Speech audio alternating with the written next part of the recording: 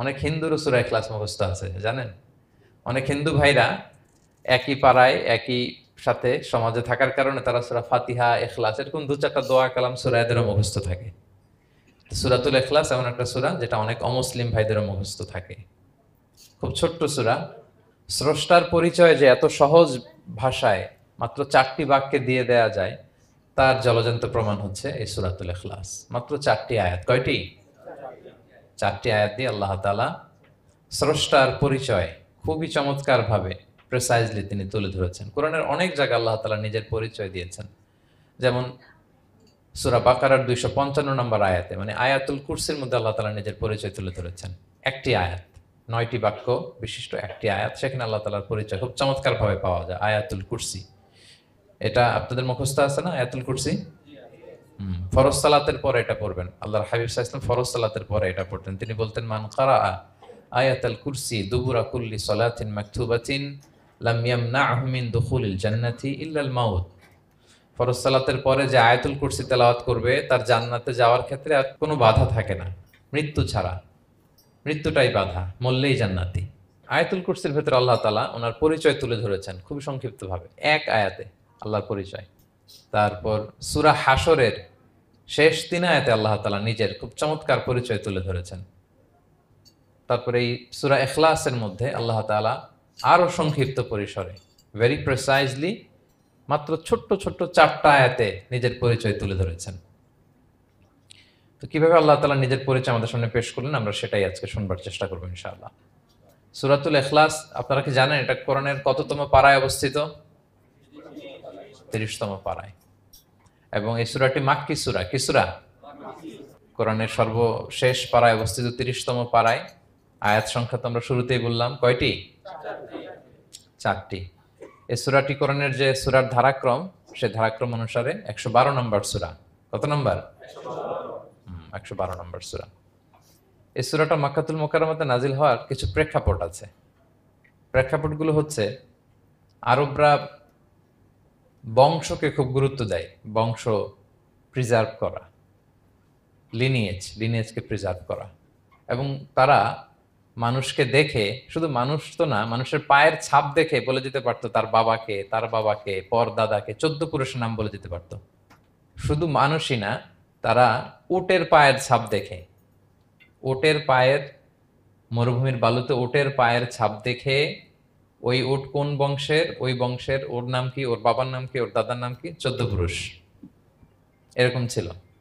এবং তারা দুজন মানুষকে যদি ঢেকে রাখা হয় সারা শরীর, শুধু পায়ের একেবারে শেষের দিকের ছোট আঙ্গুল দেখে, এটাকে ইলমুল কিয়াফা বলে, ওই ছোট আঙ্গুলের শেপ দেখে ওরা বলে দিতে পারতো সে কোন বংশের, তার বাবার নাম কি, দাদার নাম কি, ১৪ পুরুষ। তারা এই লিনিয়েজকে প্রিজার্ভ করতো আর কি এইভাবে। এবং এই বংশ পরিক্রমা মুখস্থ করা, জানা, জিজ্ঞেস করা, এটাকে গুরুত্ব দিত। তো তারা আল্লাহকেও আমাদের মতো এরকম একজন সত্তা ভেবে আল্লাহ হাবিব সাল্লাল্লাহু আলাইহি ওয়াসাল্লামকে জিজ্ঞেস করতেছে যে, ইদান খালাকাল্লাহু কুল্লা শাই ফামান খালাকাল্লাহ। মুহাম্মদ, তুমি তো বলো যে আল্লাহ নাকি সব সৃষ্টি করেছে, তো আল্লাহকে কে সৃষ্টি করেছে? অথবা বলো যে আল্লাহর বাবাকে, আল্লাহর দাদাকে, আল্লাহর পরদাদাকে, আল্লাহর বংশটা বলো। তো তখন তাদের এই প্রশ্নের জবাবে আল্লাহ তাআলা সূরাতুল ইখলাস নাজিল করেন যে, কুল হু আল্লাহু আহাদ, হে নবী আপনি বলুন আল্লাহ হচ্ছেন এক, অদ্বিতীয়, ইউনিক, অ্যাবসলিউট। আল্লাহুস সামাদ, তিনি হচ্ছেন সামাদ, তিনি কারোর প্রতি নির্ভরশীল নন, অমুখাপেক্ষী। লাম ইয়ালিদ ওয়া লাম ইউলাদ, তিনি কাউকে জন্ম দেনও নাই, আবার তিনি কারো কাছ থেকে জন্ম নেনও নাই। ওয়া লাম ইয়াকুল লাহু কুফুয়ান আহাদ, তার সমকক্ষ, তার মতো, তার সিমিলার মহাবিশ্বে দ্বিতীয় কেউ নাই। সুবহানাল্লাহ। এটা হচ্ছে শানে নুজুল, কোন প্রেক্ষাপটে নাজিল হয়েছে, এটা হচ্ছে একটা বর্ণনা। আরেক বর্ণনা এসছে, মক্কার মুশরিকরা জিজ্ঞেস করতে আরম্ভ করলো, ইয়া মুহাম্মদ, আমরা জানি মানুষ মাটির তৈরি, ফেরেশতারা নূরের তৈরি, মানে আলোর তৈরি, এরপর জিনেরা আগুনের তৈরি, আল্লাহ কিসের তৈরি? আল্লাহ তাআলার বাইয়িন লানা জিনসা রাব্বিক, তোমার আল্লাহর জিন্স বর্ণনা করো, সে কোত্থেকে আসছে, কি দিয়ে, কোন জিন্স থেকে, মানে কোন জিনিস থেকে তৈরি? তখন আল্লাহ তাআলা এই সূরাটা নাজিল করলেন, কুল হু আল্লাহু আহাদ আল্লাহুস সামাদ লাম ইয়ালিদ ওয়া লাম ইউলাদ ওয়া লাম ইয়াকুল লাহু কুফুয়ান আহাদ। এইভাবে অনেকগুলো বর্ণনা পাওয়া যায় যে এরকম এরকম প্রেক্ষাপটে যখন রাসূল সাল্লাল্লাহু আলাইহি ওয়াসাল্লামকে তারা এই সমস্ত প্রশ্ন জিজ্ঞেস করে, তখন তাদের প্রশ্নের জবাব স্বরূপ আল্লাহ তাআলা 4 আয়াত বিশিষ্ট এই সূরাটি নাজিল করেন। তাহলে সূরার কোন প্রেক্ষাপটে কোন সিচুয়েশনে সূরাটা নাজিল হলো এটা সবার কাছে ক্লিয়ার না এখন? এই সূরার কিছু ফজিলত পাওয়া যায়। আপনারা তো সূরার নাম শুনেছেন সূরাতুল ইখলাস। ইখলাস শব্দের অর্থ হচ্ছে সিনসিয়ারিটি, হ্যাঁ, আন্তরিকতা বা একনিষ্ঠতা। যেহেতু এই সূরায় একনিষ্ঠতার সাথে আল্লাহর তাওহীদের ঘোষণা দেওয়া হয়, এজন্য এই সূরার নাম হচ্ছে সূরাতুল ইখলাস। আবার এই সূরাকে সূরাতুত তাওহীদও বলে, যেহেতু আল্লাহর একত্ববাদের ঘোষণা এই সূরায় দেওয়া হচ্ছে, ওয়াননেস অফ গড। আবার এই সূরার একটা নাম হচ্ছে সূরাতুল মারিফা, যেহেতু এই সূরা মারিফা মানে জানা বা চেনা, যেহেতু এই সূরা পড়ার মধ্য দিয়ে আল্লাহর পরিচয় জানা যায়, আল্লাহকে চেনা যায়, এজন্য সূরার নাম সূরাতুল মারিফা।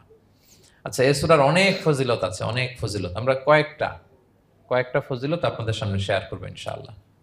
এই সূরার 1 নম্বর ফজিলত হচ্ছে রাসূল সাল্লাল্লাহু আলাইহি ওয়াসাল্লাম বিভিন্ন সুন্নাহ নামাজে, সুন্নত নামাজের দ্বিতীয় রাকাতে এই সূরাটা পড়তেন। যেমন ফজরের 2 রাকাত সুন্নত আছে না, ফজরের 2 রাকাত সুন্নতের দ্বিতীয় রাকাতে রাসূল সাল্লাল্লাহু আলাইহি ওয়াসাল্লাম এটা পড়তেন। প্রথম রাকাতে সূরা কাফিরুন, দ্বিতীয় রাকাতে সূরা ইখলাস এটা পড়তেন। মাগরিবের নামাজের যে সুন্নাত, সেই সুন্নাতেরও দ্বিতীয় রাকাতে আল্লাহর হাবিব সাল্লাল্লাহু আলাইহি ওয়াসাল্লাম এই সূরাটা পড়তেন। তাওয়াফ করার পরে 2 রাকাত নামাজ পড়তে হয়, জানেন? ওই 2 রাকাত নামাজে রাসূল সাল্লাল্লাহু আলাইহি ওয়াসাল্লাম প্রথম রাকাতে সূরাতুল কাফিরুন, দ্বিতীয় রাকাতে সূরাতুল ইখলাস পড়তেন। বিতিরের সালাতের শেষ রাকাতে আল্লাহর হাবিব সাল্লাল্লাহু আলাইহি ওয়াসাল্লাম সূরাতুল ইখলাস পড়তেন। এই মর্মে অনেকগুলো হাসান হাদিস আছে। তাহলে কখন কখন সূরাতুল ইখলাস পড়তেন রাসূল সাল্লাল্লাহু আলাইহি ওয়াসাল্লাম, কোন নামাজে? ক্লিয়ার না? ফজরের 2 রাকাত সুন্নত নামাজের শেষের রাকাতে, মাগরিবের 2 রাকাত সুন্নত নামাজের শেষের রাকাতে, তাওয়াফের পরে যে 2 রাকাত পড়তে হয় শেষের রাকাতে, বিতিরের সালাতের শেষ রাকাতে। এই সূরাটাকে আল্লাহর হাবিব সাল্লাল্লাহু আলাইহি ওয়াসাল্লাম সুলুসুল কোরআন বলেছেন, 1/3 অফ দ্য কিতাব, কোরআনের 3 ভাগের 1 ভাগ। সূরাতুল ইখলাস তা'দিলু সুলুসাল কোরআন, সূরা ইখলাস হচ্ছে কোরআনের 3 ভাগের 1 ভাগ। তার মানে আপনি যদি একবার সূরা ইখলাস পড়েন, কয় পারা তেলাওয়াতের সওয়াব? 2 বার পড়লে, 3 বার পড়লে,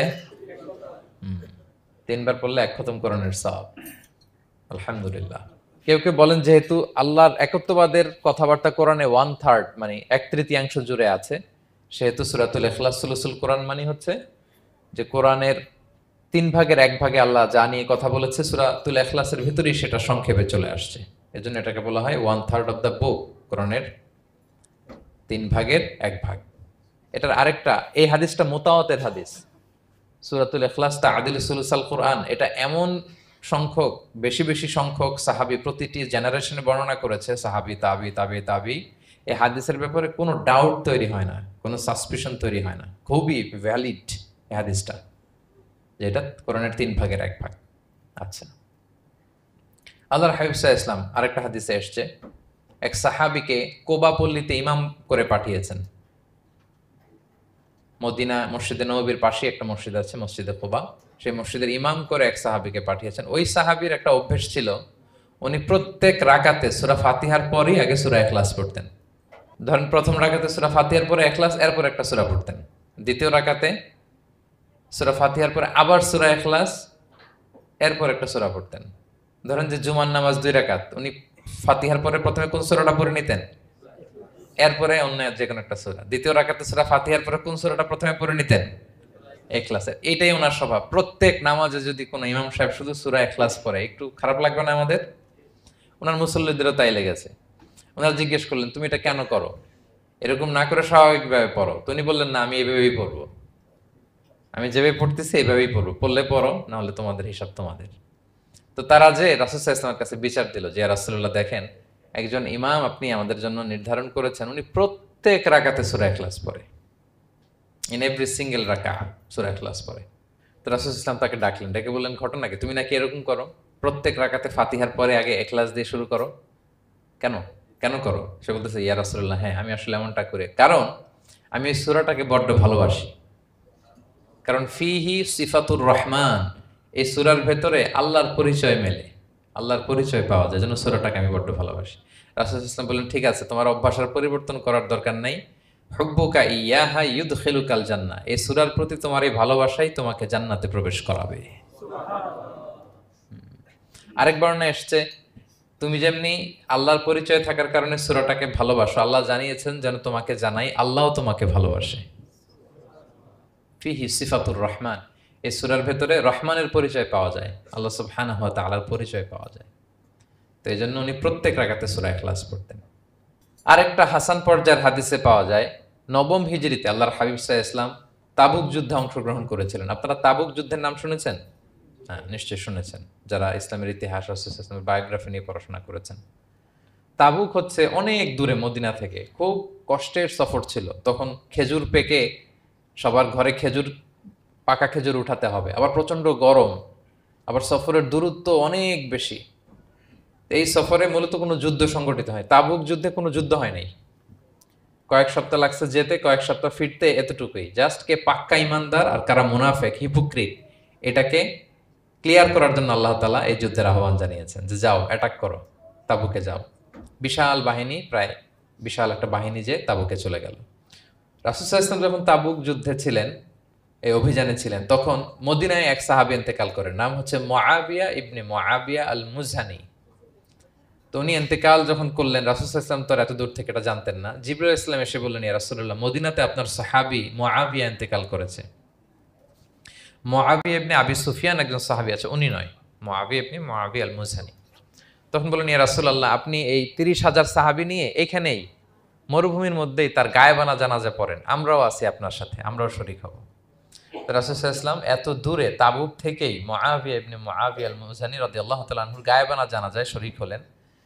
এই গায়েবানা জানাজায় সাহাবাদের সাথে ফেরেশতারাও শরীক হয়েছিলেন, দুই কাতারে, পেছনে দুই কাতার, প্রতি কাতারে ৭০,০০০ ফেরেশতা। জানাজা শেষে, দোয়া শেষে আল্লাহর হাবিব সাল্লাল্লাহু আলাইহি ওয়াসাল্লাম বললেন যে, জিবরিল, ঘটনা কি? মুআবিয়ার এত স্ট্যাটাস, এত মর্যাদা, কি কারণে তুমি দুই কাতারে ৭০,০০০ হলে ১,৪০,০০০ বিশাল ফেরেশতাদের বহন নিয়ে তুমি জানাজায় জয়েন করলে, কারণ কি? কি তার মর্তবা? তো জিবরাইল আলাইহিস সালাম বললেন, ইয়া রাসূলুল্লাহ, আপনার সাহাবী মুআবিয়ার বৈশিষ্ট্য ছিল তিনি কাইমান আও কাঈদান, দাঁড়িয়ে অথবা বসে, মাশিয়ান আও রাকিবান, আরোহণ অবস্থায় অথবা চলন্ত অবস্থায়, উঠতে বসতে চলতে ফিরতে সবসময় সে পড়তে থাকতো কুল হুয়াল্লাহু আহাদ আল্লাহুস সামাদ লাম ইয়ালিদ ওয়া লাম ইউলাদ ওয়া লাম ইয়াকুল লাহু কুফুয়ান আহাদ। এই সূরাটা ছিল তার ডেইলি ওজিফা, সবসময় উঠতে বসতে চলতে ফিরতে কোন সূরা পড়তো? সূরা ইখলাস পড়তো। এজন্য আল্লাহ তাআলার আদেশে আমরা ১,৪০,০০০ ফেরেশতা নিয়ে তার জানাজায় শরীক হয়েছি। সুবহানাল্লাহি ওয়া বিহামদিহি। তাহলে বুঝতে পারতেছেন এই সূরার মর্তবা কতটা পছন্দনীয় সূরা আল্লাহর কাছে। যদিও ছোট, আয়াত কয়টা? কিন্তু আল্লাহর কাছে এটার ফজিলত অনেক বেশি। প্রিয় ভাইরা, শুধু এখানেই শেষ নয়, আল্লাহর হাবিব সাল্লাল্লাহু আলাইহি ওয়াসাল্লাম সকালে, সন্ধ্যায়, ফজরের পরে, মাগরিবের পরে এবং বিছানায় ঘুমোতে যাওয়ার আগে তিনি সূরাতুল ইখলাস, সূরা ফালাক, সূরা নাস পড়ে হাতের মধ্যে ফু দিতেন, দুই হাত একসাথে মিলিয়ে এরকম ফু দিয়ে মাথা থেকে বডিতে যতটুকু সম্ভব তিনি মাসে করতেন। ৩টা সূরাই শুরু হয়েছে কুল দিয়ে, এজন্য ৩ সূরাকে একসাথে বলে কুল আস-সালাসা, মানে ৩ কুল। এই ৩ কুল তিনি ফজরের পর, মাগরিবের পর আর বিছানায় ঘুমোতে যাওয়ার আগে পরে হাতে ফু দিয়ে সারা গায়ে মেসেজ করতেন। আপনারা করেন? হ্যাঁ, অভ্যাসটা, ওজিফাটা আছে তো আপনাদের, না? করবেন এটা। এটা special protection, you will get a special protection from Allah সুবহানাহু ওয়া তাআলা। অনেকে দেখবেন ব্ল্যাক ম্যাজিক করে, ব্ল্যাক ম্যাজিক কিন্তু সত্য, ম্যাজিক করে, সেহের করে আপনাকে দুর্বল করে ফেলবে। স্বয়ং আল্লাহর হাবিব সাল্লাল্লাহু আলাইহি ওয়াসাল্লামকে সেহের করা হয়েছিল। উনি কয়েক মাস স্ত্রীদের সাথে ফিজিক্যাল ইন্টিমেসিতে যেতে পারতেন না, এত দুর্বল হয়ে গেছিলেন। লাবিদ ইবনুল আসাম নামে এক ইহুদি মিত্র, সে জাদু করেছিল রাসূল সাল্লাল্লাহু আলাইহি ওয়াসাল্লামকে। ওনার মাথার চুল, চিরুনির ভেতর 11টা গিট দিয়ে সেই ব্ল্যাক ম্যাজিক করেছে। নবী সাল্লাল্লাহু আলাইহি ওয়াসাল্লাম কয়েক মাস অসুস্থ ছিলেন। পরে সূরা ফালাক, নাস যখন নাজিল হয় তখন আল্লাহ তাআলা রাসূল সাল্লাল্লাহু আলাইহি ওয়াসাল্লামকে সুস্থ করে দিলেন। সাহাবীদেরকে নিয়ে এক কুয়ার নিচ থেকে, চিরুনি থেকে এই গিটগুলো খুলে খুলে রাসূল সাল্লাল্লাহু আলাইহি ওয়াসাল্লাম 11টা আয়াত তেলাওয়াত করলেন, রাসূল সাল্লাল্লাহু আলাইহি ওয়াসাল্লামকে সুস্থ করে দিল কে? আল্লাহ সুবহানাহু ওয়া তাআলা শিফা নসিব করলেন। তার মানে ব্ল্যাক ম্যাজিক সত্য, সেহের করে মানুষ। আপনার সফলতা, আপনার সাকসেস, এটা সবার ভাল লাগবে না, মনে রাখবেন। সবাই এটা পছন্দ করে না। আল আইনু হক, নজর কিন্তু সত্য, নজর সত্য, নজরের প্রভাব আছে, চোখের প্রভাব আছে। এজন্য কারো ভালো কিছু দেখলে মাশা আল্লাহ বলবেন, আল্লাহর দিকে ফিরিয়ে দিবেন ওটার কল্যাণ। কি বলবেন? একটা সুন্দর ফুটফুটে বাচ্চা দেখলে মাশা আল্লাহ। কারো সফলতা দেখলে, কারো ফার্মে গেলেন, বাগানে যেয়ে দেখলেন ফল মূল ভর্তি, কি বলবেন? মাশা আল্লাহ। বিসমিল্লাহ মাশা আল্লাহ বললে এটাতে আর ক্ষতি হয় না। অনেকে বলে যে বাবা মা মাশাল্লাহ বলা লাগে না, বাবা মা আর নাকি মামা, এই তিনজন নাকি মাশাল্লাহ না বললে কিছু, এটা ভুল কথা। বাবা মারা বলতে হয়। বাবাও তার ছেলের কোনো সাকসেস ভালো কিছু দেখলে কি বলবে? মাশা আল্লাহ তাবারাকাল্লাহ অথবা বিসমিল্লাহ মাশা আল্লাহ, এটা আপনারা বলবেন। নজরের প্রভাব আছে। আপনি সিম্পলি দেখেন, এই যে আমি আপনাদের দিকে তাকিয়ে তাকিয়ে কথা বলছি, আমি যদি অনেকক্ষণ স্টেয়ারিং করি কারো দিকে ভেবে তাকিয়ে থাকি, সে ভালো ফিল করবে? কেন, আমি কি তার মারছি, ধরছি, স্পর্শ করছি? কিছুই তো করলাম, শুধু আমি তার দিকে তাকিয়ে আছি, তার মানে এতেই সে অস্বস্তি ফিল করতেছে। ধরেন যে আপনি কোন একটা প্রোগ্রামে বসে আছেন, আপনার পাশে যে বসে, আপনি তার দিকে এরকম 10 মিনিট তাকায় আছেন, কোনো কথা ছাড়া শুধু তাকিয়েই রইলেন, তার কি ভাল লাগবে বলেন? সে কি কমফোর্টেবল ফিল করবে? সে ভয় পাবে, সে ভয় পাবে, অস্বস্তি ফিল। আপনি কিছুই করেন নাই, না তাকে টাচ করেছেন, না ধরেছেন, ছুঁয়েছেন, কিছু, শুধু তাকিয়ে আছেন। দেখেন নজরের কি প্রভাব। আল্লাহ আইনু হাক, নজর সত্যি। এজন্য কারো সাকসেস দেখলে আমরা সবসময় যেন মাশাআল্লাহ বলি। মাশাআল্লাহ ঠোঁটের সাথে মিলিয়ে রাখবেন। ভালো দেখলে কি বলবেন? মাশাআল্লাহ, মাশাআল্লাহ, বিসমিল্লাহ মাশাআল্লাহ, মাশাআল্লাহ তাবারাকাল্লাহ, এটা বলবেন। তাহলে আল্লাহর হাবিব সাল্লাল্লাহু আলাইহি ওয়াসাল্লামকেও সেহের করা হয়েছিল। এজন্য এই সেহের থেকে, ব্ল্যাক ম্যাজিক থেকে, আইন মানে জেলাসি, মানুষের নজর দিয়ে যে হিংসা করে, এই জেলাসি থেকে, মিন শাররি হাসিদিন ইযা হাসাদ, হাসাদ থেকে, মিন কুল্লি মাকরুহিন ওয়া শুরুর, এসব ক্যালামিটি, ডিজাস্টার, এগুলো থেকে পানা হিসেবে আপনি এই ওয়াজিফাটা করবেন। 3 কুল, কুল আস-সালাসা, 3 কুল। আমার সাথে সাথে বলেন কয় কুল? 3 কুল। কি কি? সূরাতুল ইখলাস, সূরা ফালাক, সূরা নাস। এই 3টা পড়ে ফজরের পর, মাগরিবের পর আর ঘুমোতে যাওয়ার আগে হাত দুইটাকে একসাথে করে পরে লম্বা একটা ফু দিয়ে মাথা থেকে মাসাজ করবেন সারা গায়ে। পারা যাবে ইনশাআল্লাহ বিইذনিল্লাহ। এবং আম্মা জান আয়েশা রাদিয়াল্লাহু তাআলা আনহা বলতেন, আমি যখন কখনো অসুস্থ হয়ে যেতাম, অসুস্থ হলে রাসূল সাল্লাল্লাহু আলাইহি ওয়াসাল্লামকে যে যখন কমপ্লেইন করতে, ইয়া রাসূলুল্লাহ আমি তো অসুস্থ, রাসূল সাল্লাল্লাহু আলাইহি ওয়াসাল্লাম আমাকে এই আমলটা করতে বলতেন। মানে আয়েশা, তুমি সূরাতুল ইখলাস, সূরা ফালাক, সূরা নাস পড়ে সারা গায়ে কি করো? ফু দাও। হ্যাঁ। আলী রাদিয়াল্লাহু তাআলা আনহু বর্ণনা করেন, আল্লাহর হাবিব সাল্লাল্লাহু আলাইহি ওয়াসাল্লাম একবার নামাজ পড়তেছেন, নামাজে তিনি সিজদারত অবস্থায়, ইন দ্য মিন টাইম লাদাগাতহুল আকরা, একটা বিচ্ছু রাসূল সাল্লাল্লাহু আলাইহি ওয়াসাল্লামের আঙ্গুলে কামড় দিল। বিচ্ছু, বিচ্ছুর কামড় খাইছেন? হ্যাঁ, কেমন লাগে? খুব আরাম লাগে? হ্যাঁ, খুব যন্ত্রণা হয়, অনেক যন্ত্রণা হয়। রাসূল সাল্লাল্লাহু আলাইহি ওয়াসাল্লামকে যখন কামড় দিল নামাজের অবস্থায়, রাসূল সাল্লাল্লাহু আলাইহি ওয়াসাল্লাম খুব যন্ত্রণা পেলেন, ব্যথা পেলেন। এই বিচ্ছুটারে লানত করলেন। সাধারণত লানত করতেন না, তিনি বলতেন লানাতুল্লাহি আলাল আকরা, এই বিচ্ছুর উপর লানাত, লা ইয়াদাউ নাবিয়্যান ওয়ালা গায়রা। এই বিচ্ছু নবীও চিনে না, মানুষও চিনে না, মানে কোথায় কামড় দিতে হবে এটাও বুঝতেছে না। শুধু নবী না, সব নবীদের নবী, উনারা কামড় দিয়ে ফেলছে। তাই আল্লাহর পক্ষ থেকে পরীক্ষা ছিল, কেয়ার করা। উনি ভর্ৎসনা করলেন, লানত করে বললেন, নবীও চিনস না, মানুষও চিনস না, কামড় দিয়ে খুব কষ্ট পাচ্ছেন তিনি। তো আল্লাহ হাবিব সাল্লাল্লাহু আলাইহি ওয়াসাল্লাম বললেন, যাও গরম পানি আর লবণ নিয়ে আসো, এনে এটার মধ্যে ঢালো। তো ঢালতে আরম্ভ করলো। লবণ কিন্তু খুবই ব্যথানাশক, pain killer, natural pain killer. এটার মধ্যে সোডিয়াম ক্লোরাইড আছে, তো এটা গরম করে লবণ মিশিয়ে দিলে যে কোনো ব্যথা ট্যাথা সাথে সাথে ভালো হয়ে যায়। রাসূল ইসলাম বললেন ঢালো। ঢালতেছে, রাসূল ইসলাম পড়তেছেন কুল হুয়াল্লাহু আহাদ আল্লাহুস সামাদ লাম ইয়ালিদ ওয়া লাম ইউলাদ ওয়া লাম ইয়াকুল লাহু কুফুয়ান আহাদ বলে ফু দিচ্ছেন আর ঢালতেছে। ঢালাও শেষ, আঙ্গুলের ব্যথাও শেষ। তাহলে রাসূল সাল্লাল্লাহু আলাইহি ওয়াসাল্লামের একটা চিকিৎসা পদ্ধতি আপনারা জানলেন, তিব্বে নাবাবী, যে সাপ বিচ্ছু কিছু ধ্বংসন করলে ওখানে কুসুম ওয়ার্ম ওয়াটার, লবণ দিয়ে ওয়ার্ম ওয়াটার করে সেখানে ঢালতে হবে। আর কোন সূরা পড়তে হবে? কুল হুয়াল্লাহু আহাদ আল্লাহুস সামাদ লাম ইয়ালিদ ওয়া লাম ইউলাদ ওয়া লাম ইয়াকুল লাহু কুফুয়ান আহাদ, এটা পড়তে হবে। তাহলে এই সূরার ফজিলত কি জানতে পেরেছেন আপনারা? ক্লিয়ার তো না? আমি রিপিট করি কি কি ফজিলত বললাম।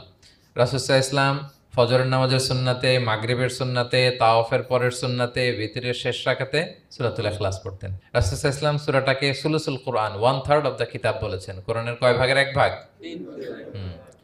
এবং এক সাহাবীর ঘটনা তো শুনলাম, সে সব নামাজে সূরা ইখলাস পড়তো। মুসল্লিরা কমপ্লেন করার পরেও সে পড়লো, রাসূল ইসলাম বললেন কেন পড়ো? বলে যে ফিহি সিফাতুর রহমান, এ সূরায় আল্লাহর পরিচয় আছে, এই সূরাটা বড্ড ভালো লাগে। তো রাসূল ইসলাম বললেন এই সূরার প্রতি তোমার ভালো লাগাই তোমাকে জান্নাতে নিয়ে যাবে। আরেক বর্ণনায় যে তুমি যেমনি আল্লাহর কারণে এই সূরাকে ভালোবাসো, আল্লাহও জানিয়েছেন তিনি তোমায় ভালোবাসেন। এরপর মুআবিয়া ইবনে মুআবিয়া আল মুজানির হাদিস শুনলাম, তিনি উঠতে বসতে চলতে ফিরতে সবসময় কোন সূরা পড়তেন? সূরাতুল ইখলাস। ফলে আকাশ থেকে 1,40,000 ফেরেশতা এসে দুই কাতারে 70,000 করে ওনার গায়েবানা জানাজায় অংশগ্রহণ করেছেন। এবার বলেন এটা কি আপনারা কি ওয়াজিফা বানাবেন? হ্যাঁ বানাবেন, ডেইলি ওয়াজিফা। মেক ইট ইউর ডেইলি ওয়াজিফা। রিসাইট সূরাতুল ইখলাস every day, specially in the morning and evening. তাহলে সূরার ইন্ট্রোডাক্টরি ডিসকাশন শেষ, নাজিলের প্রেক্ষাপট শেষ, ফজিলত শেষ। এবার আমরা সূরায় ঢুকে যাই। কি বলেন? আউযু বিল্লাহি মিনাশ শাইতানির রাজিম, বিসমিল্লাহির রহমানির রহিম। বিতাড়িত শয়তান থেকে আল্লাহর কাছে পানাহ চাই, পরম করুণাময় অসীম দয়ালু আল্লাহর নামে শুরু করছি। আল্লাহ বলছেন কুল হুয়াল্লাহু আহাদ। হে নবী আপনি বলুন, ওই যে বারবার প্রশ্ন করে বাইয়িন লানা জিনসা রাব্বিক, তোমার আল্লাহ কি দিয়ে তৈরি? আল্লাহ কি স্বর্ণের তৈরি, না রূপার তৈরি, না কাঠের তৈরি? এভাবেই লিটারালি বলতেছে আহুয়া মিন যাহাব আও ফিদ্দা আও মিন খাশাব। মুহাম্মদ তোমার আল্লাহ কি স্বর্ণের, না রূপার, না কাঠের? আল্লাহ বলেন নবী আপনি এটা বলেন। কুল, নবী আপনি বলুন হুয়াল্লাহু আহাদ, আল্লাহ হচ্ছে এক। তোমরা যেরকম আল্লাহকে ভাবো আল্লাহ আসলে ওই রকম নয়। আল্লাহর সত্তাটা আমাদের মতো নয়, সৃষ্টিগত সত্তার মতো নয়। আমরা এটাতে প্রায় ভুল করে ফেলি। অনেকে এমন এমন প্রশ্ন করি আল্লাহর সাথে, মনে হয় যেন আল্লাহ আমার একেবারে, আমরা নিজেরা নিজেরা যেরকম ওই রকম। কিন্তু স্রষ্টা যে সৃষ্টি জগতের অনেক ঊর্ধ্বে এটা আমরা বুঝি না। তিনি সময়ের ঊর্ধ্বে, তিনি স্থানের ঊর্ধ্বে, তিনি কালের ঊর্ধ্বে, সবকিছুর ঊর্ধ্বে। যেমন আমাদের তিনটা কাল আছে, হ্যাঁ, অতীত, তারপর বর্তমান যেটাকে ধরা যায় না, প্রতি সেকেন্ডে ন্যানো সেকেন্ডে এটা অতীত হয়ে যাচ্ছে, আর যেটা সামনে ঘটবে এটা কি? ফিউচার, ভবিষ্যৎ। তা আল্লাহরও কি এরকম অতীত বর্তমান ভবিষ্যৎ আছে? সময়টা আমাদের জন্য, উনি তো সময়ের স্রষ্টা, ওনার সাথে আপনি সময় সেট করতে পারবেন না, উনি সময়ের ঊর্ধ্বে। ফলে উনি এই ইবলিস যে আদেশ ভঙ্গ করা, আদম আলাইসাল্লাম এবং হাওয়া আলাইসাল্লাম পৃথিবীতে আসা, নূহ, দাউদ, হুদ, সালেহ থেকে শুরু করে এই একের পর এক নবী, শেষ নবী, বর্তমান সময়, ভবিষ্যৎ, দাজ্জাল, কিয়ামত, সব তিনি অ্যাট এ গ্ল্যান্সে দেখেন, একবারে ওনার চোখের সামনে। আমাদের মতো অতীত বর্তমান ভবিষ্যৎ ওনার নাই। আমরা যেমনি ভাব প্রকাশের জন্য ভাষা লাগে, এই যে আমি বাংলায় কথা বলতেছি আপনারা বুঝতেছেন, হ্যাঁ, মালাইরা যারা মালাইতে কথা বলে, ইংলিশরা ইংরেজিতে কথা, চাইনিজে কথা বলে, ভাষা, উনি ভাষার স্রষ্টা, ফলে ওনার ভাষাও লাগে না। কিন্তু উনি বোঝানোর জন্য একটা ভাষা ইউজ করে আমাদের জন্য সহজ করে দিয়েছেন। একটা ভাষায় না বললে তো আমরা বুঝবো না, ফলে উনি আরবি ভাষায় কোরআনটাকে নাজিল করেছেন যাতে আমরা বুঝি। কিন্তু উনি ভাষার মুখাপেক্ষী না, ওনাকে সময়, কাল, ভাষা কোনো কিছু দিয়ে বাধা যায় না, উনি সব কিছুর ঊর্ধ্বে, সব কিছুর ঊর্ধ্বে। এবং আল্লাহ কোথায় আছেন আমরা বলি যে আরশের উপরে আছেন, সেখানে ওই এরিয়াটা হচ্ছে লা জামান লা মাকান, ওখানে সময় তারপর কাল এগুলো ওখানে যায় না। আল্লাহর সাথে এই প্রশ্নগুলো একেবারেই অবান্তর। ফলে আমরা যে প্রশ্নগুলো হুট করে না বোঝার কারণে করে ফেলি, যেহেতু আমাদের খুব সীমিত জ্ঞান, ফলে আমরা সৃষ্টির সাথে স্রষ্টাকে গুলিয়ে ফেলি। কিন্তু উনি কিন্তু আমাদের মতো নন। এজন্য আল্লাহ বলেন যে আমাকে জিজ্ঞেস করে যে আমি লোহার তৈরি, না স্বর্ণের তৈরি, না রূপার তৈরি, নাকি পাথরের তৈরি বা কাঠের তৈরি, তুমি বলো কুল হুয়াল্লাহু আহাদ। হে নবী আপনি বলুন আমি হচ্ছি এক, একক, অদ্বিতীয়। আরবিতে এক, এক বলতে আরবিতে ওয়াহেদ শব্দ ব্যবহার করে, আহাদ ব্যবহার করা হয় না। ব্যক্তির গুণ হিসেবে কখনো আহাদ ব্যবহার করা হয় না। এটা কেবলমাত্র শুধুমাত্র একমাত্র আল্লাহ তাআলার জন্য ব্যবহার করা হয়, তিনি আহাদ। আহাদ কারণ ওয়াহেদ শব্দের ওয়াহেদাতুন হয়, মানে পুরুষবাচক হয়, স্ত্রীবাচক হয়, কিন্তু আহাদের আর কিছু হয় না, আহাদ আহাদি। আল্লাহ শব্দটাই এরকম, আল্লাহ শব্দটাই এরকম। যেমন ঈশ্বরের ঈশ্বরী হয়, ভগবানের ভগবতী হয়, গডের গডেস হয়। আল্লাহর এরকম স্ত্রীবাচক কিছু আছে? কিছু নাই। আল্লাহ বলেন ইন্নানি আনাল্লাহু লা ইলাহা ইল্লা আনা ফা'বুদনি ওয়া আকিমিস সালাতা লিযিকরি। নিশ্চয় আমি আল্লাহ। মুসা আলাইহিস সালামকে প্রথম যে প্রত্যাদেশ রেভেলেশন দিয়েছিলেন মুকাদ্দাসে তুয়ার পাশে, তুর পাহাড়ের পাদদেশে, ওখানে প্রথম মুসা আলাইহিস সালাম আল্লাহর সাউন্ড তখন তিনি শুনেছিলেন। এবং আল্লাহর সাউন্ডটাও আমাদের সাউন্ডের মতো নয়। যেমন আমি এদিক থেকে কথা বললে আপনি এই পাশ থেকে শুনবেন, এদিক থেকে কথা বললে, এদিক থেকে আমাকে ডাক দিলে এদিকে, তার মানে আমি দিকের সাথে সম্পৃক্ত। আল্লাহর এটা এরকম না। মুসা আলাইহিস সালাম তিনি যখন আল্লাহর কথা শুনলেন, তিনি বললেন যে একটা সাউন্ড শুনলাম, এটা চারদিক থেকে শোনা যায়, চারদিক থেকে শোনা যায়। এবং তিনি ওনার প্রেগনেন্ট স্ত্রীকে নিয়ে মাদিয়ান ক্রস করে ইজিপ্টের বর্ডারে ঢুকবেন। ইন দ্য মিন টাইম আল্লাহ তাআলা ওই সময়টাকে চুজ করেছেন যে তাকে এখন নবী বানাবো, তাকে রেভেলেশন দিব। তো তিনি দেখলেন যে ইন্নী আনাস্তু নারান, আমি ওই যে লাআল্লি আতিকুম মিনহা বিকাবাসিন আও আজিদু আলান নারি হুদা, স্ত্রীকে দাসীকে বললেন যে একটু বসো, প্রচন্ড ঠান্ডা, ওই যে আগুন দেখা যায়, মনে হয় কেউ আগুন পোহাচ্ছে, আমি একটু আগুন নিয়ে আসি মশাল দিয়ে, তোমাদের আরাম লাগবে, একটু ওয়ার্ম আপ হবে। তো আগুনের কাছে যেয়ে দেখে সামনে যত যায় আগুন আগুন তত পেছায়, এবং আগুনটা সাধারণ আগুন না, একটা গাছ থেকে আগুন বেরোচ্ছে, কিন্তু ওই গাছের পাতা জ্বলে না, ডাল জ্বলে না, কিছুই হয় না। আসলে এটা আগুন না, এটা আল্লাহর নূর। আল্লাহর নূর সেখানে ফোকাস দেওয়া হয়েছে। আল্লাহর নূরও আমাদের নূরের মতো না। নূর মানে লাইট, নূর মানে কি? লাইট। সো এই যে আমরা যে লাইট দেখি, এই লাইটের মতো না। কারণ আল্লাহর এই নূরের কাবার দেয়া হচ্ছে আবার নূরের পর্দা দিয়ে। পর্দা দেয়া হয় সাধারণত আলোকে আটকানোর জন্য, কিন্তু আল্লাহর যে পর্দা, হেজাবের কথা বলা হয়েছে, ওইটা, ওই পর্দাটাও আলো, আলোর পর্দা। আমাদের সাথে মিলালে হবে? আমরা আমরা ঘরে পর্দা টাঙাই কি কি থামাতে বলেন তো? আলো থামাতে। আর আল্লাহর যে হেজাব পর্দাগুলো, পর্দাগুলো কিসের? আলোর, নূরের। সো কশ্চিন কালেও আপনি সৃষ্টির সাথে স্রষ্টাকে মিলাবেন না। আমরা ভুল করে অনেক সময় এরকম অবান্তর প্রশ্নগুলো করি।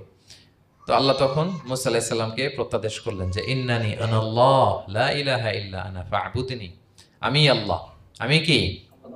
আল্লাহ। এই আল্লাহ নামটা আল্লাহ নিজেই রেখেছেন।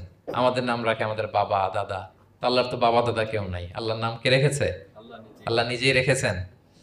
ফা'বুদনি, আমার ইবাদত করো, ওয়া আকিমিস সালাতা লিযিকরি। তাহলে এখানে প্রথম আয়াতেই শিরকের উপর কুঠারাঘাত করা হয়েছে, শিরকি আকীদাকে লন্ডভন্ড করে দেয়া হয়েছে, এবং বোঝানো হয়েছে আল্লাহ হচ্ছেন এক, অদ্বিতীয়, একক। কারণ আমরা যত ইবাদত করি, এর মধ্যে যদি শিরকের স্পর্শ থাকে, আমাদের ইবাদত ভ্যানিশ হয়ে যাবে, এটার কোনো দাম নাই। লা ইন আশরাকতা লা ইয়াহবাতান্না আমালুক ওয়া লা তাকুনান্না মিনাল খাসিরিন। আল্লাহ বলেন যদি শিরক করো তাহলে তোমার সব আমল বাতিল হয়ে যাবে, তোমার রোজা, নামাজ, হজ, যাকাত, জিকির কিছু থাকবে না। এজন্য শিরক যাতে কখনো আমাদের না হয়, শিরকের সাথে যেন আমাদের সম্পর্ক না থাকে। ইন্নাল্লাহা লা ইয়াগফিরু আন ইউশরাকা বিহি ওয়া ইয়াগফিরু মা দুনা যালিকা লিমান ইয়াশা। আল্লাহ সব মাফ করেন, কিন্তু শিরকের গুনাহ মাফ করেন না। কি মাফ করে না? হ্যাঁ, এজন্য শিরকের সাথে আমাদের কোনো সম্পর্ক নাই। দেখেন আমরা যখন নামাজে দাঁড়াই, আমরা তাকবীরে তাহরিমা বাঁধার পরে কি পড়ি? ওয়াজ্জাহতু ওয়াজহিয়া লিল্লাযী ফাতারাস সামাওয়াতি ওয়াল আরদা হানিফা ওয়া মা আনা মিনাল মুশরিকিন। দেখেন নামাজে দাঁড়ালে আগে ক্লিয়ার করে নিতে হয় যে আল্লাহ ওয়া মা আনা মিনাল। এই যে লক্ষ লক্ষ হাজী সাহেবরা যায় ইজহার রেদা পরে, ওখানে কি পড়ে? লাব্বাইক আল্লাহুম্মা লাব্বাইক লাব্বাইক লা শারীকা লাক লাব্বাইক। আগে হিসাব ক্লিয়ার যে আল্লাহ শিরকের সাথে ছিটেফোঁটা সম্পর্ক আমাদের নাই। আমরা একনিষ্ঠভাবে তোমার ইবাদত করি।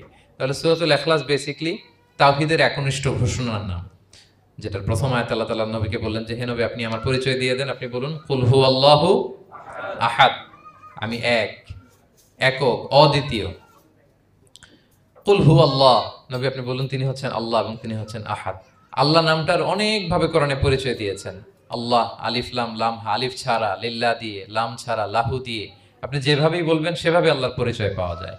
লিল্লাহি মা ফিস সামাওয়াতি ওয়া মা ফিল আরদ, কোরআনের অনেক আয়াতে এসেছে।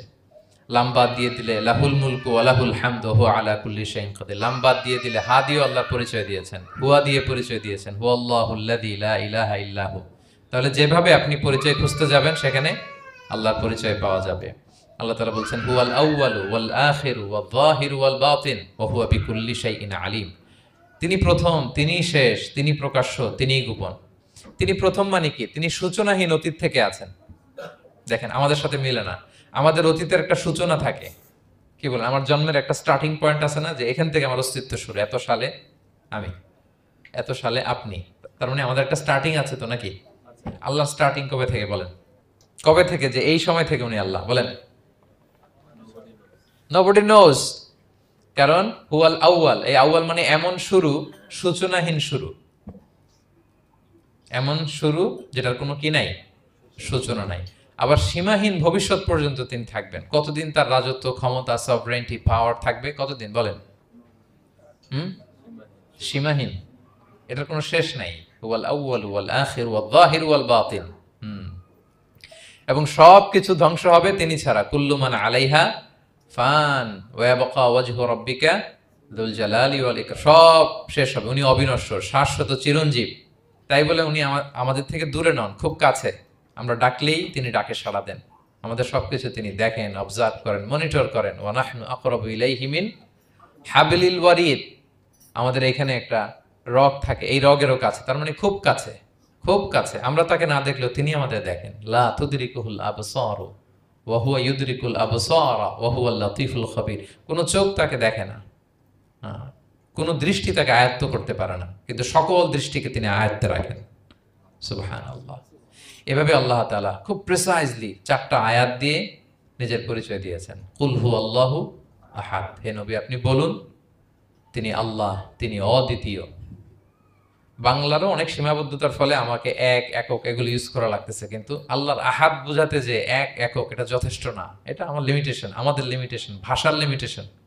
কিছু দিয়ে তো আমার অডিয়েন্সকে বা আমাদের বুঝতে হবে দ্য এসেন্স অফ গড। এজন্য আমরা বলি এক, একক, অদ্বিতীয়। অদ্বিতীয়টা খুব অনেকটাই পারফেক্ট। তাহলে তিনি হচ্ছেন আহাদ, এবং এই আহাদের লেসন দেওয়ার জন্য সব নবীরা এসেছে। সব নবীরা একই কথা বলেছেন, আদম আলাইহিস সালাম থেকে শুরু করে বিষ্ণু ইসা ইসলাম পর্যন্ত একই কথা বলেছেন যে ইয়া কওমি ইবুদুল্লাহ মা লাকুম মিন ইলাহিন গায়রু আফালা তাআকিলুন। হে আমার জনপদের লোকেরা, কি হলো তোমরা এত কিছুর ইবাদত করো, দাসত্ব করো, তোমরা ইবাদত করবে এক সত্তার, তিনি কে? মা লাকুম মিন ইলাহিন গায়রু, তিনি ছাড়া কোনো ইলাহ তোমাদের নেই। তাহলে এই যে ওয়াননেস অফ গড, স্রষ্টা যে একজন, এই কনসেপ্টটাকে ক্লিয়ার করবার জন্যই এত এত নবীরা পৃথিবীতে হাজির হয়েছেন। তাহলে আল্লাহর চমৎকার একটা নাম জানলাম আমরা, আহাদ। কি নাম? মজার ব্যাপার হচ্ছে এই নাম কোরআনে আর কোথাও নাই। আহাদুন শব্দ যেটা আছে এটা অন্য অর্থে, এক এক অর্থে আর কি, কিন্তু আল্লাহর আহাদ কোরআনে শুধু এই সূরাতেই এসেছে। আল্লাহর আহাদ নামটা শুধু এই সূরাতেই এসেছে। আহাদ, আহাদ। আপনারা বেলাল রাদিয়াল্লাহু তাআলা আনহুর ঘটনা জানেন যে উমাইয়া ইবনে খালাফ খুব পাষণ্ড মাওলা ছিল ওনার, মনিব। এমন কোনো অত্যাচার নাই যে ঈমান আনার কারণে বেলাল রাদিয়াল্লাহু তাআলা আনহুর উপর করা হয় নাই। পিটানো, চাবুক মারা, টানা হেচড়া করা, উত্তপ্ত মরুভূমিতে। যারা হজ ওমরা করতে গিয়েছেন তারা তো দেখেছেন মরুভূমির বালু, ওখানে কত গরম, চাল ছেড়ে দিলে মুড়ি হয়ে যাবে, খই হয়ে যাবে। ওই উত্তপ্ত গরম বালুতে বেলাল রাদিয়াল্লাহু তাআলা আনহুকে শুইয়ে পেটের উপরে পাথর রেখে দেওয়া হয়েছিল। তখন তিনি আল্লাহর একত্ববাদের ঘোষণা এই শব্দটা দিয়ে করেছেন। অস্ফুট কণ্ঠে উনি বারবার বলছিলেন আহাদ, আহাদ, আহাদুন, আহাদ। তো আল্লাহ তাআলার এই নামটা, আহাদ নামটা, এই সূরা ছাড়া কোরআনের অন্য কোথাও আসেনি। তাহলে প্রথম আয়াতটা কি? কুল হুয়াল্লাহু। হে নবী, তারা জিজ্ঞেস করে আমার বংশ কি, বাপদাদা কই, কাঠের না মাটির না লোহার না সোনার, আপনি বলুন কুল হুয়াল্লাহু, তিনি এক, অদ্বিতীয়। আল্লাহুস সামাদ, তিনি হচ্ছেন সামাদ। আল্লাহর আরেকটা নাম আস-সামাদ। আল্লাহুস সামাদ। সামাদ শব্দের অনেকগুলো অর্থ পাওয়া যায়। সামাদের একটা মিনিং হচ্ছে যার উপরে আর কারো কোনো স্ট্যাটাস বা মর্যাদা নাই।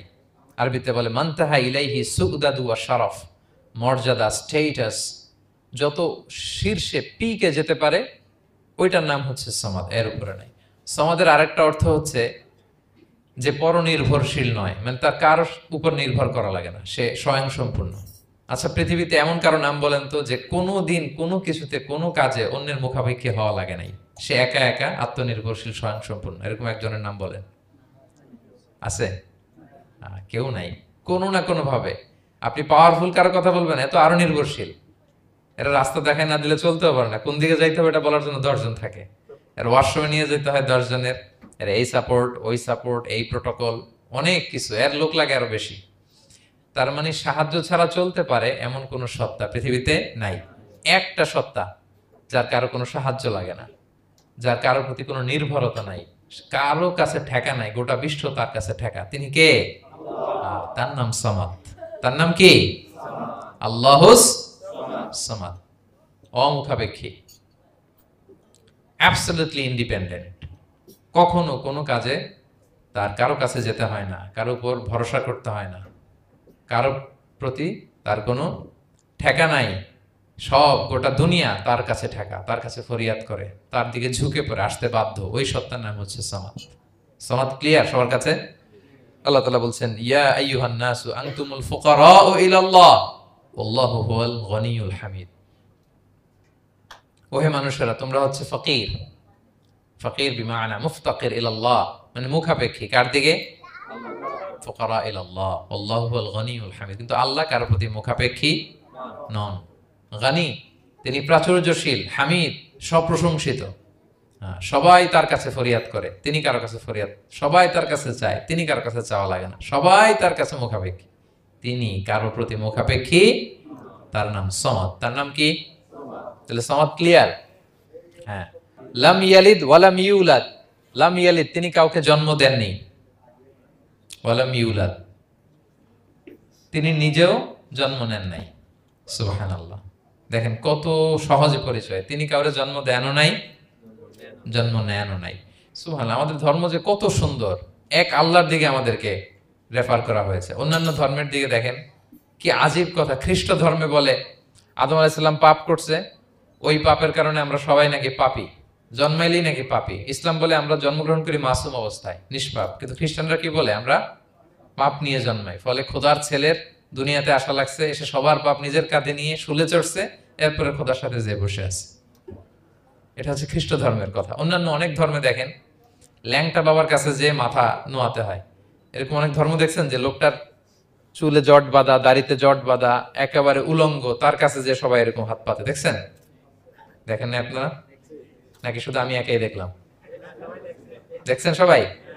আছে, কিন্তু আমি ধর্মের নাম বলতেছি না, কোনো ধর্মকে ছোট করা যাবে না, কিন্তু এরকম আছে।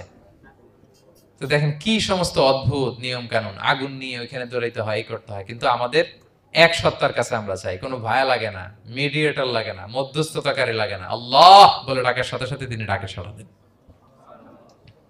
লাম ইয়ালিদ ওয়া লাম ইয়াকুল লাহু, জন্ম দেনও নাই, জন্ম নেনও নাই। মুশরিকরা বলতো আল মালাইকাতু বানাতুল্লাহ, তারা বলতো ফেরেশতারা নাকি আল্লাহর মেয়ে। নাউজুবিল্লাহ।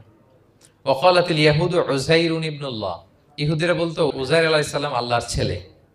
ওয়া ক্বালাতিন নাসারা আল মাসীহ ইবনুল্লাহ, আর খ্রিস্টানরা বলে ঈসা মাসীহ, ঈসা আলাইহিস সালাম উনি নাকি আল্লাহর ছেলে। নাউজুবিল্লাহ। আল্লাহ সবগুলো ভ্রান্ত ধারণার কবর রচনা করেছেন এই আয়াত দিয়ে। লাম ইয়ালিদ ওয়া লাম ইউলাদ, না না, এগুলো ভুল। ক্লিয়ার কাট শুনে রাখো, কান খাড়া করে জেনে রাখো। লাম ইয়ালিদ ওয়া লাম ইউলাদ, তিনি কাউকে জন্ম দেনও নাই, তিনি কারো কাছ থেকে জন্ম নেনও নাই। ইমাম আবু বকর আল বাকিল্লানি একজন বড়, অনেক বড় একজন দার্শনিক ছিলেন এবং তর্কবাগীশ ছিলেন, ইরাকের। নাম শুনেছেন কেউ? আবু বকর আল বাকিল্লানি। তো উনি কারোর সাথে তর্ক লাগলে উনি খ্রিস্ট ধর্মের কত লোককে যে শাহাদা পড়াইছেন ওনার এই যৌক্তিক আলোচনা দিয়ে, তর্ক দিয়ে। সুবহানাল্লাহ। এক খ্রিস্টান পাদ্রী ওনারে প্রশ্ন করলো, তোমরা মুসলমানরা খুব রেসিস্ট। উনি বললেন কেন? বলছে তোমরা খ্রিস্টান মেয়ে বিয়ে করতে পারো, ইহুদি মেয়ে বিয়ে করতে পারো, মুসলিম কিন্তু ইহুদি মেয়ে, খ্রিস্টান মেয়ে শর্ত সাপেক্ষে, কিছু শর্ত আছে, ওই আলোচনা যাচ্ছেন, শর্ত সাপেক্ষে বিয়ে করতে পারে আহলে কিতাব হলে। কিন্তু কোন খ্রিস্টানরা মুসলিম মেয়ে আমাদের মেয়েদেরকে বিয়ে করতে পারবে না, কোন ইহুদি আমাদের মেয়েকে বিয়ে করতে পারবে না। তো বলে তোমরা খুব রেসিস্ট, তোমরা আমাদের মেয়ে না, ওকে তোমাদের মেয়ে আমাদেরকে দাও না। তো তিনি বলেন তোমরা তো ইহুদি, তোমাদের নবী হচ্ছে মুসা আলাইহিস সালাম, ওনাকে তো আমরা মানি, ওনার কথা তো কোরআনে আছে, এজন্য তোমাদের মেয়েকে বিয়ে করতে পারি। আর খ্রিস্টানদের নবী হচ্ছে ঈসা আলাইহিস সালাম, ওনাকেও মানি, ওনার মায়ের নামে বিশাল সূরাই আছে, সূরা মারিয়াম, আর ওনার ব্যাপারে হাজার শত শত আয়াত, তো এই জন্য তোমার খ্রিস্টানদের মেয়ে বিয়ে করতে পারি। তোমরা তো আমাদের নবী মুহাম্মদ সাল্লাল্লাহু আলাইহি ওয়াসাল্লামকে মানো না। মুহাম্মদ সাল্লাল্লাহু আলাইহি ওয়াসাল্লাম যে শেষ নবী এটা তোমরা মানো, মানার সাথে সাথে মুসলমান হয়ে যাবা, এরপর আমাদের মেয়েকেও তোমরা বিয়ে করতে পারবা।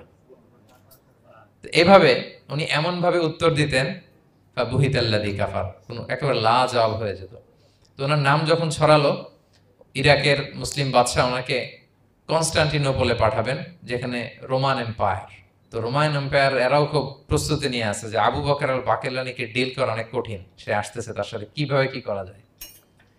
তো আপনারা জানেন যে খ্রিস্ট সমাজের নিয়ম হচ্ছে রাজার দরবারে ঢুকতে গেলে কুর্নিশ করে ঢোকা লাগে। কি করে? মাথা নত করে, এরকম নিচের দিকে করে রূপুর মতো করে এরপরে ঢোকা লাগে। তো এখন তারা প্ল্যান করতেছে যে আবু বকর বাকিল্লানি তো জীবনে আমার কুর্নিশ করবে না, এটা তো আমার জন্য অপমান হয়ে যাবে, কি করা যায়।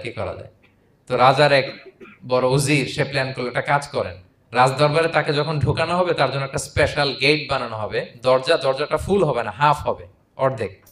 তো অর্ধেক দরজা দিয়ে যখন সে ঢুকবে, সে তো বাধ্য মাথা নিচু করে ঢুকতে হবে, তাহলে রুকু হয়ে গেল, কুর্নিশ আপনাদের দেওয়া হয়ে গেল। বলে এই তো চমৎকার বুদ্ধি, ঠিক আছে একটা ছোট্ট দরজা বানাও। তো বানাইছে। উনি যখন কনস্টান্টিনোপলে পৌঁছলেন, ওনাকে নিয়ে আসালো রাজদরবার, বলতেছে এটা দিয়ে ঢুকতে হবে আমাদের, সবার ঢুকেন। তো সবাই এরকম মাথা নিচু নিচু করে ঢুকছে। উনি দেখেই বুঝছে এটা তো কৌশল করছে আমার সাথে। তো উনি মাথা নিচু করছেন, কিন্তু এমনি না, উল্টা উল্টা হয়ে উনি মাথাটা পিছনে দিয়ে, বুঝতে পারছেন, উনি অ্যাবাউট টার্ন হয়ে ঢুকতে তো হবে, পিঠটারে রাজার দিকে দিয়ে, নিতম্বটাকে রাজার দিকে দিয়ে, তারপরে উনি রুকু দিছে, উল্টা রুকু। তো এক হিসেবে কুর্নিশ মানে, বরং আরো রাজাকে কি হয়েছে, ইনসাল্ট করা হয়েছে। রাজা তো রেগে মেগে আগুন। সবাই রাজা বলতেছে জানতাম ও এরকম কিছু একটা করবে। মানে এমন ভাবে উনি বুদ্ধি বের করে ওনাকে, ওনার সাথে আর পারা যায়। কেন ওনার কথা আনলাম এই জন্য, সেখানে যেও উনি পুরো রাজ দরবারকে তাক লাগিয়ে দিলেন এইভাবে। উনি দেখেন যে কনস্টান্টিনোপলের রোমান এম্পায়ারের পাশে পোপ বসা। পোপ চেনেন তো, মানে তৎকালীন খ্রিস্টান সবচেয়ে বড় পাদ্রী।